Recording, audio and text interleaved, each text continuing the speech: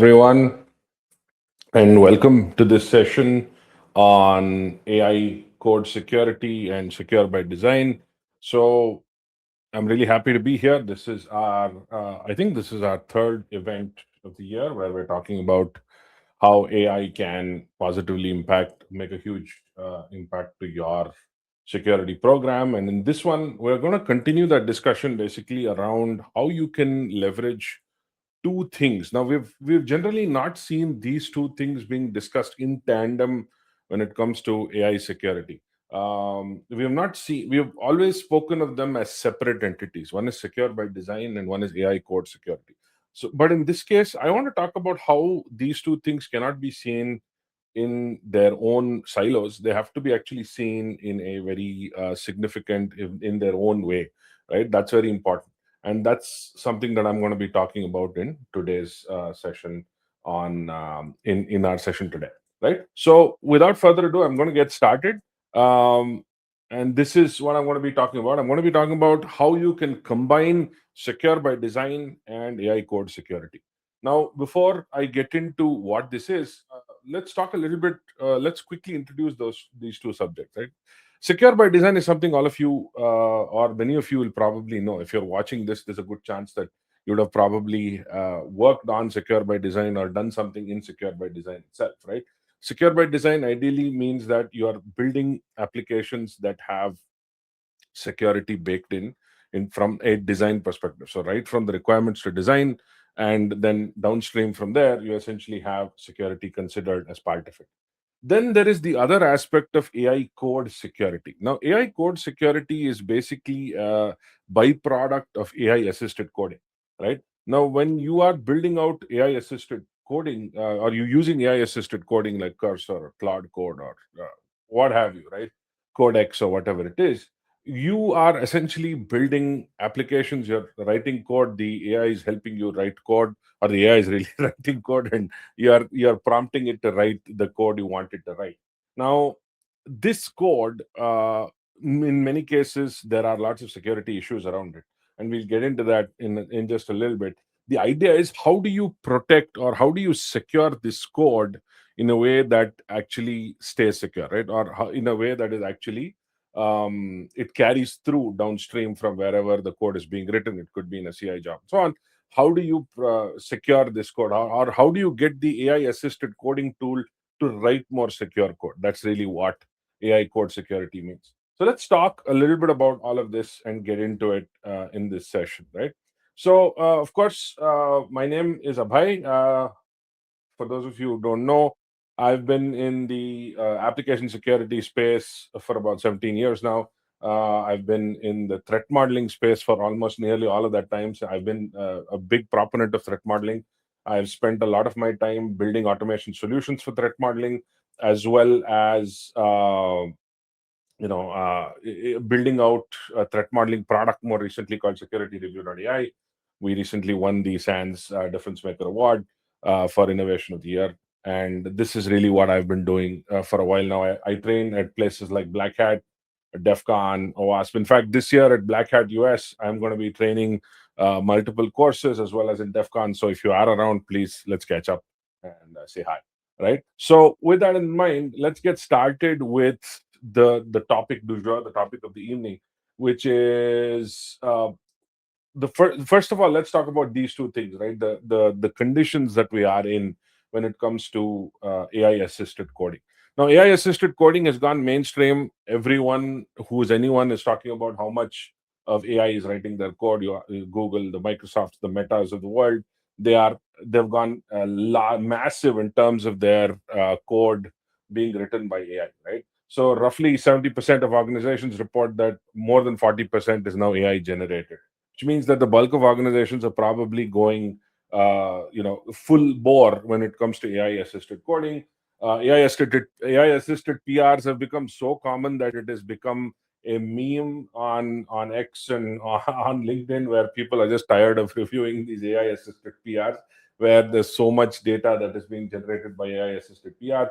Vibe coding platforms are surging. You're seeing platforms right from Cloud Code to Cursor to Codex to Lovable to Bolt to Replit, all of these becoming extremely ubiquitous, not just in the workplace, but also for a lot of hobbyist developers who have taken to writing code nowadays to build applications that they've always wanted to build, right? So that is something that you see.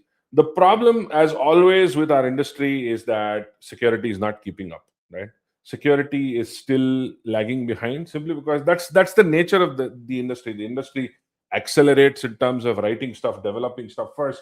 Security always tends to play catch up, and this time is no different.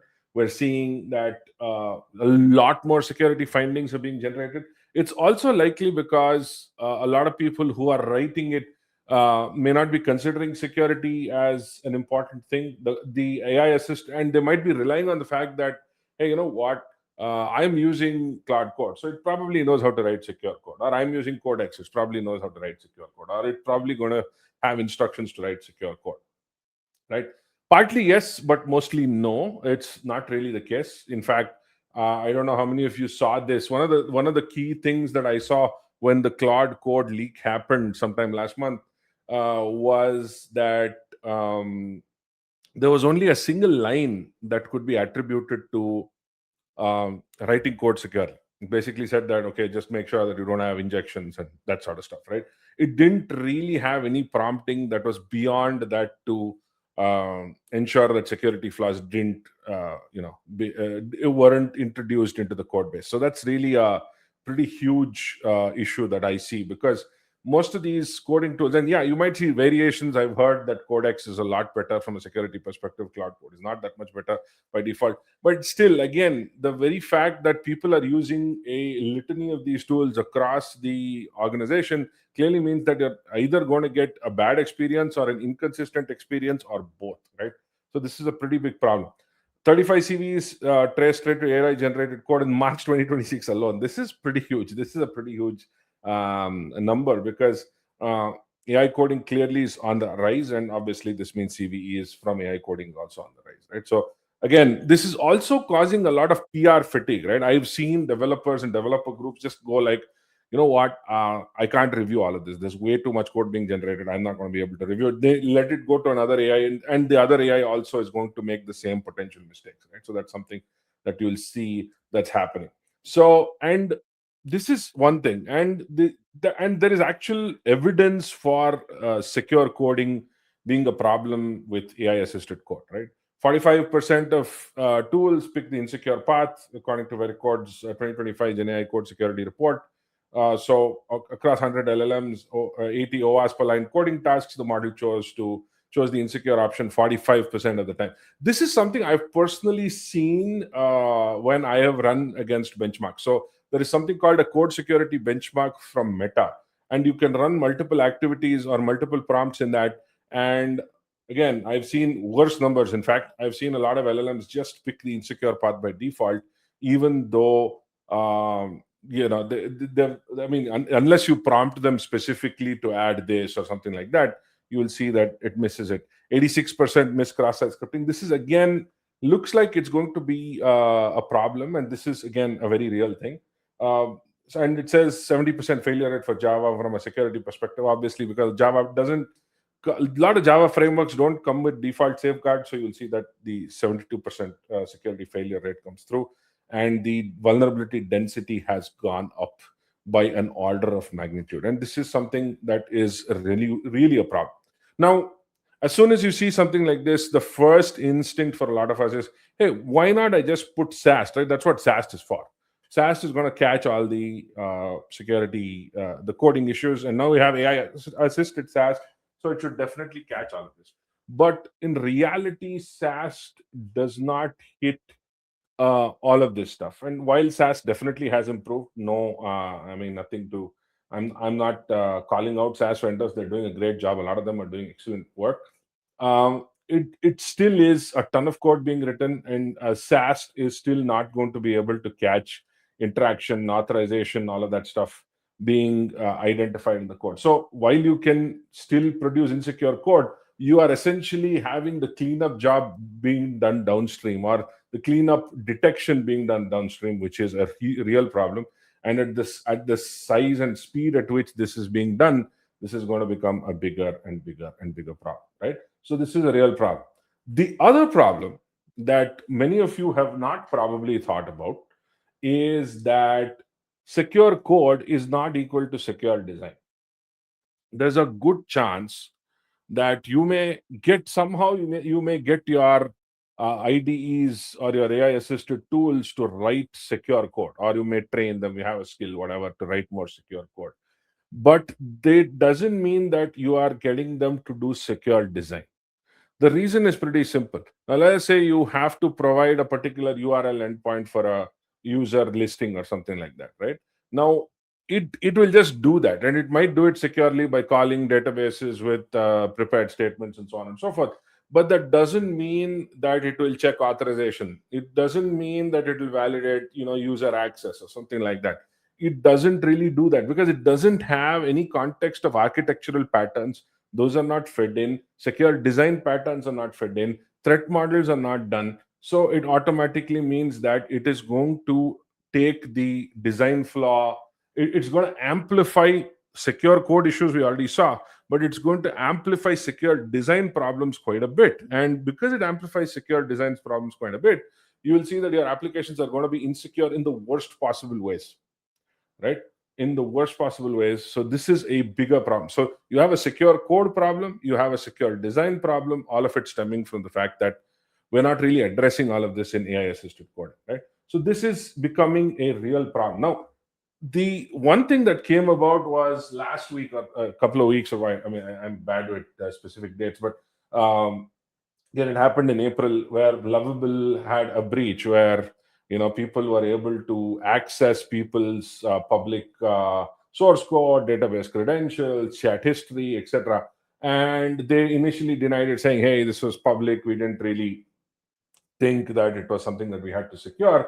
But it clearly meant that people's entire projects, their source code, their database credentials, all of that stuff has been lying open, and people could just change the project IDs with classic broken object level access authorization issue and gain access to a whole bunch of other users' projects. And the worst part of this that it was actually reported on HackerOne in February 2026, and even then it was not really fixed because this was just something that was clearly not identified as a security issue.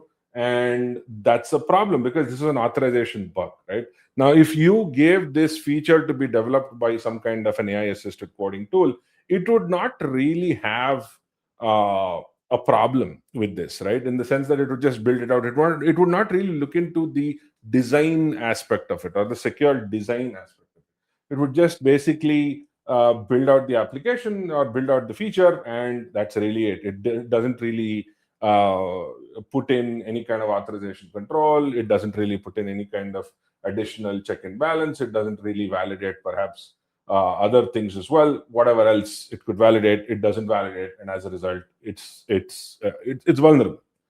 If this was risk analyzed or threat analyzed, and then a secure code plan was created based on that threat analysis, and based on that the feature was built, then it would be much better from a security perspective because you probably wouldn't have had this kind of a leak. And the worst part of this is it might have still built this secure code. I mean, it might have written secure code to do this, which means that it might have still written database queries and prepared statements, made sure that it had XSS protections, all of that stuff. But still, design was the problem. Because design was the problem, your SaaS can't find it, your DAS can't find it, and you're really kind of stuck in the weeds because you might have done something securely to a certain extent, but since there's no design security, you have an architectural or a design flaw, which is a much much much more elevated problem, right? So this is something that you have to think about. Now, what my thought and the way I'm coming at this is that you cannot decouple these two things. You have to find a way of ensuring that design level security is enforced. At the same time, that feeds into your AI code security, which means that in the IDE, at where the developer is building out tons of features or writing specs and executing those specs in the AI assisted coding tool, it should first analyze design level security issues. Those design level security issues should then translate to code security implementation. That code security implementation should then be deployed as a code security or a secure or securely coded feature by the um, application, right? By the AI assisted coding tool, and then you have your uh, secure feature that's built out based off of this, right? This is what you want to do. So you want architectural patterns to be analyzed, threat modeled as a prompt or a spec is being created by the AI assisted coding tool. It should threat model, quickly analyze all these things, and then use that threat model and the threats to come up with a secure coding plan with some kind of coding guardrails, and then then build out that plan from that point on. Now, the cool thing with this is that you're addressing most of the worst parts of writing code even before code is written and even before a vulnerability can be introduced. That's the best part of it. And the better part of it is that if this can be done in the IDE, you're essentially removing the entire security load from that developer. The developer does not need to worry about any of these security things because it's automatically done. The paved road that the developer should be on is automatically enforced as part of this, right? So this is something that you will see, right? So the spec is threat modeled, the secure code is created as part of this, and then the spec is written. So you will have the spec written by the developer, it's threat modeled, you have code guardrails, and based on this, you have a secure implementation plan that is then executed by the AI assisted coding tool. And this is, in essence, if you see spec driven development, which is something that is also making which a lot of folks are following nowadays. This is, in essence, what spec driven development is. You're defining the spec, you're defining it in natural language, you're defining the business intent, you're defining the acceptable criteria. And spec driven workflows already do this. You essentially, except that you are adding two additional attributes to it, which is the threat modeling aspect and the guardrails aspect, right? So this is something that you will see is going to be very important. So the idea is that you profile the code, you glean architectural patterns, you glean the auth flows and so on. Then you identify what are the different guardrails, and then you, of course, implement those at the time of your spec-driven development process. So this is really how you want things to work, right? You want your threat modeling to happen. Every time a developer starts working with a prompt, you want your threat modeling to happen, you want your AI code security to happen, and then you want this to go in for coming from a central repository, and then that basically secures your implementation plan as it's being built by the AI assisted code. And at the same time, you want all of this to flow back into a central source. So somebody from a security team or somebody who's competent in security can actually review what's been happening and see that, oh, this is the stuff that's been happening. Maybe fine tune some of these things, make them better, and make them more powerful over time. Right? That's really what you want to do. So let me actually get into this and show you a demo of how it works. So in SecurityReviewAI, you basically have a capability that we've built called Vibe Review. And I'm going to explain how Vibe Review works, right? Now, Vibe Review, the idea of Vibe Review is that all of this is done automatically in the IDE, right? So the developer does not change any of their workflow. They don't even look at a tool. They don't do anything else, right? So here I'm going to be using my favorite coding tool. In this case, I'm using Cursor. The AI assisted coding tool I'm going to be using is Cursor. And I've already set this repository up. I just have to run a CLI and set this repository up. It takes about a couple of minutes. And from that point on, I basically start getting the benefit of secure by design and secure coding guardrails implemented. Now, this repository is a customer experience application that has a Java backend. It has some kind of I think it has a React front end or a JavaScript front end of some sort. And then it also has infrastructure, which is on Kubernetes, and this is deployed on AWS and so on and so forth, right? So this is what you have here, right? So this is the application that you have. Now, I have already profiled this application, and based on the profile of this application, it's called Prime CX. I have already got some coding guardrails that have been pulled down. I've got some coding guardrails. I've got information about what kind of application it is, what kind of authentication systems that it's using, what kind of API protocols, etc., etc. It's got some additional information here.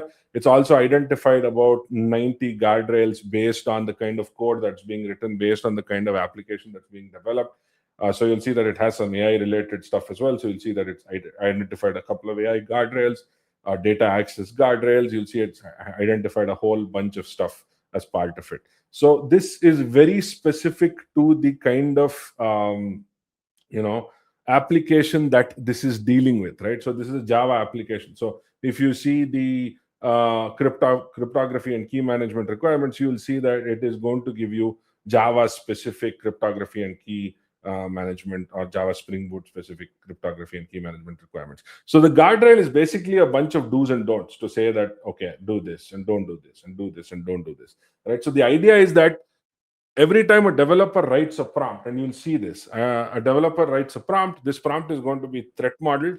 It's going to pull down the architectural details from the threat model, for the threat model, do the threat model, then it's going to execute, it's going to use the guardrails, pull the guardrails down, create a secure coding plan, and then execute that secure coding plan, which makes it so much more secure right from the get-go, even before, and the developer doesn't have to do anything. That's the cool thing about this entire thing, right? So now let's see what I'm going to do here. I'm going to build this. I'm putting this in plan mode only because I want you folks to see how it looks. Otherwise, you can just do an agent mode and it'll just build this anyway. But I want you to see how it does it in plan mode.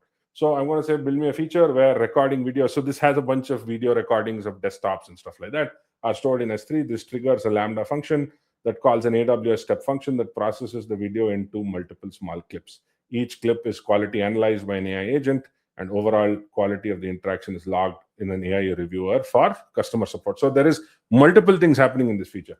This is a pretty big feature. So videos are stored in S3, which is already happening. This triggers a function, which is a event-based thing, and this is triggering a state machine. This state machine is going to process it into small clips. Each clip is going to be reviewed by an AI agent. So there's a lot of AI stuff happening here. And this interaction is logged with the feedback. Interaction is logged with feedback. So let's write with feedback so that's just a little clearer. As you can see in this, I am not adding any specific security related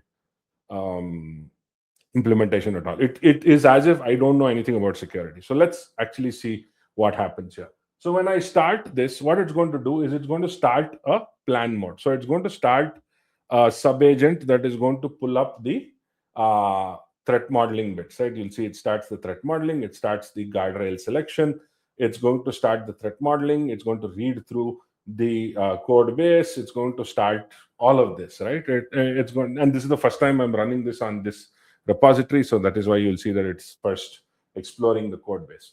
Now it's starting to threat model, which is basically going to look at this feature, analyze, hey, what are the threats that can happen based on this feature? What are the different things that can go wrong, and how do we deal with that? And it does this using a methodology that is a full stack methodology. So it looks at the product, the workload, the network, the IAM, the secrets, the monitoring threats, and the supply chain threats, right? It looks at all of this stuff. And once it does all this, it pulls down the latest guardrails for all of this, right? It pulls down the guardrails for all of this, and then it'll say that, okay, I've analyzed it based on this. And so now it's starting to pull down the secure coding guardrails, right? It's going to say, okay, let me first start to get the different guardrails that are relevant to something like this. So it'll say that, okay, I'm going to find the project, then I'm going to build down the identify which are the relevant guardrails for this secure by design plan. So it's already gotten the threats. It's already said that, hey, this is what you should do. It says what, but how you should do it is what guardrails do, right? So it'll tell you that, okay, this is what the default pack you need to do these, pull all these guardrails from this particular project for this particular code base. It pulls all the guardrails, as you can see, and then it is going to create a plan, which is not only a functional plan, but it's also a secure by design and a secure coding plan. It has all of those things integrated into this, right? Into the secure coding plan. So what this is going to do from this point is that it is going to build this plan, which is also going to have functionality, of course. But beyond the functionality, it is going to have a detailed plan that has the threats as well as the specific guardrails for those threats, as well as the secure coding plan. So it's going to do all of this. It's going to finish up the plan, and very shortly we're going to be able to see the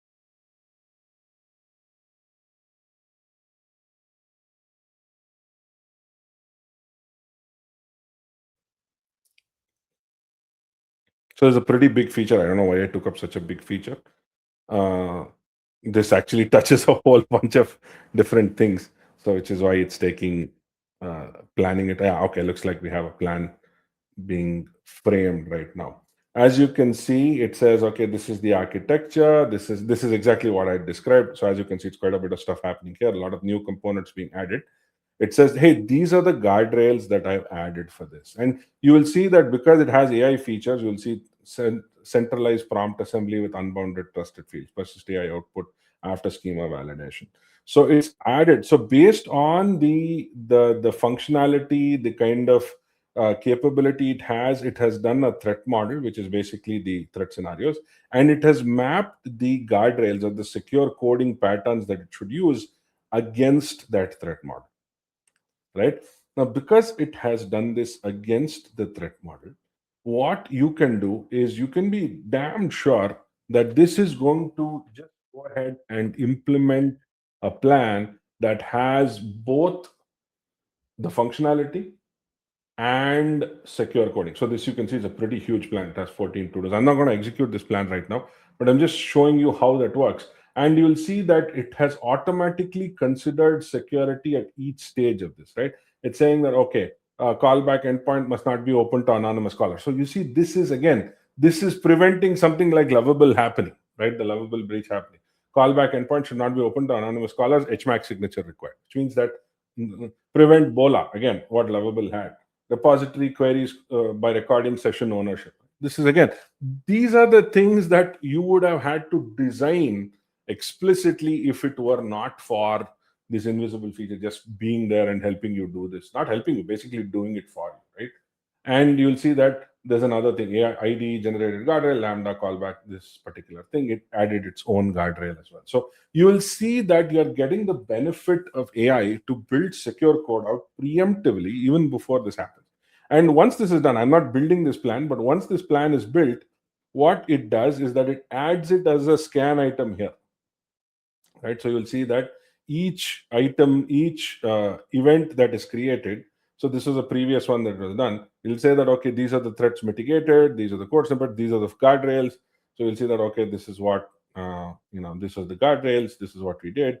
IAM boundary, no accepts no target user, etc., etc. It says all of this stuff, so it makes it very powerful, and it you will see that the guardrails have been applied. It also tells you what are the secure code snippets it created for this particular feature, which is implemented GET request on this particular thing, right? So this is one of the things that is going to be a necessary thing for you to understand and for your team to follow, simply because this is going to be a way that you can get your team to build secure applications even without the security team getting involved, even without the cognitive load for your developers, even without all of those obstacles that used to be obstacles in the past now become not, they're not obstacles anymore. And the downstream security activities become much lighter now because your SaaS load reduces, you're writing secure code. Your dask load reduces because you're writing secure code and you are securely designing it. So your overall downstream security activity load goes down. And because this is a full featured or a full stack threat modeling approach, you'll see that it has identified threats from across different categories, including supply chain, including monitoring, right? So you'll see long life cycle events with recording ID and session ID. So you see that that has also been captured here, right? So that is something that has been identified. So you will see that this is really one of those things where you can couple the coupling of secure by design and AI code security really brings about a massive uptick in the way that you can force multiply your security benefits for your product, right? For your applications that you're building. So, yeah, so this is what I wanted to showcase and talk about. Any questions, please reach out to me on LinkedIn. That would be the best place to reach out. Especially if you're watching this on LinkedIn, that would be the best place to reach out. And let me know if you have any questions related to this, and I'll be happy to take it. Thank you so much. And I hope it was a useful session. Let me know if you need help on any of this, and I'm happy to help. Thank you.